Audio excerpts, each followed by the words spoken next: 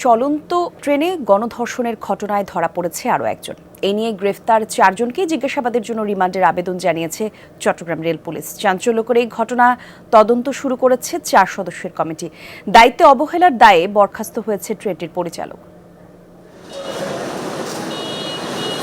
চট্টগ্রাম সিলেট রুটের উদয়ন এক্সপ্রেস ট্রেনে খাবারের বগিতেই ঘটে চাঞ্চল্যকর গণধর্ষণের ঘটনা। দুপুরে এ ঘটনায় অভিযুক্ত আসামি রাসেলকে ওই বগিতে নিয়ে যায় পুলিশ। সেখানে ঘটনার আদ্যোপান্ত বর্ণনা দেন তিনি। যেহেতু ট্রেনটি অন্য জায়গায় ছিল, আজকে একটু আগে এসেছে, তো ওকে নিয়ে আমরা দেখার চেষ্টা করছি যে কোন প্রেক্ষিতে কার কোন অবস্থান ছিল, তাদের কার কি কতটুকু দায়িত্ব ছিল সেটাকে আমরা নির্ধারণ করার চেষ্টা করছি। গণধর্ষণের ঘটনার দিন 3 জনকে গ্রেপ্তার করা হলেও পালিয়ে যাওয়া অপর আসামি রাসেলকে নোয়াখালী থেকে গ্রেফতার করে পুলিশ। পুলিশের উপস্থিতিতে চট্টগ্রাম মেডিকেল কলেজ হাসপাতালের ওসিসিতে ভুক্তভোগী নারীর ডাক্তারি পরীক্ষা করা হয়।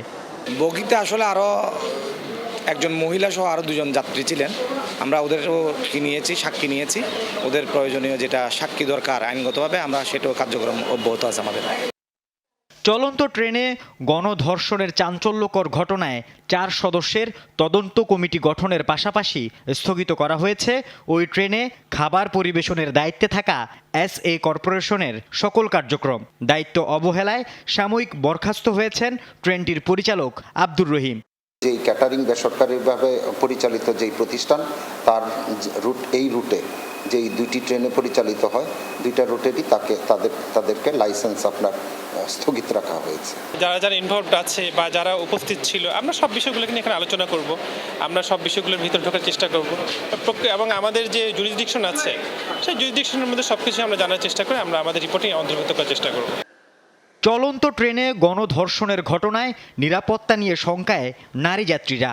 এই ঘটনার পর থেকে তো আমাদের নিজেরও একটা আতঙ্ক সৃষ্টি হয়েছে যে কিভাবে যাতায়াত করব, কিভাবে আসা যাওয়া করব। আমার মেয়ে একটা ভার্সিটিতে পড়ে, একটা মেয়েও হয়তো কলেজে পড়বে, এখন ওদেরকে পাঠাবো সেটা আমি আসলে তো শঙ্কিত, মানে ভীষণ শঙ্কিত। এই বিষয়টা নিয়ে খুবই ভয় লাগছে, যাত্রাটা আসলে আমাদের জন্য নিরাপদ হবে কিনা এই নিয়ে আমার একটু সন্দেহ আছে।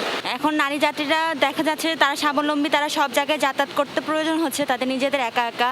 তো আমার মনে হয় এই জিনিসটা যদি আরও কর্তৃপক্ষ আরও যদি ভালো করে দেখে, তাদের যাত্রাটা তার নিরাপদ হবে। আরও ওদের দরকার হচ্ছে আমাদেরকে নিরাপদ রাখা। তারাই যদি আমাদের সাথে এরকম করে, এটা তো বলতে গেলে একেবারে এটা মেনে নেওয়া যাবে না।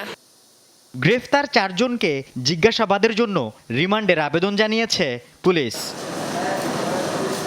আল আমিন শিকদার, যমুনা নিউজ, চট্টগ্রাম।